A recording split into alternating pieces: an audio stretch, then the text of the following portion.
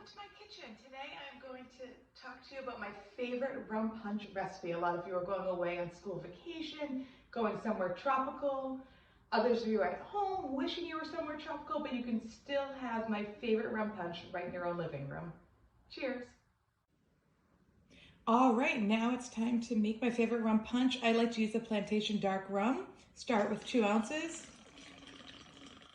All right, next up we have the pineapple juice. I do just about half an ounce of that.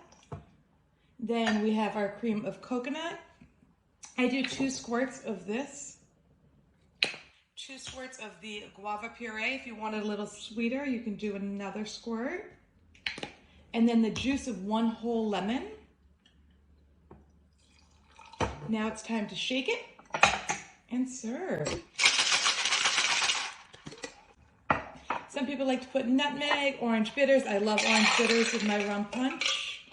I do 2 dashes of orange bitters. Doop. All right, the most important thing about a tropical drink is the garnish. So we're gonna add an orange, we're gonna add a cherry, and then of course my favorite, the tropical umbrella. Cheers.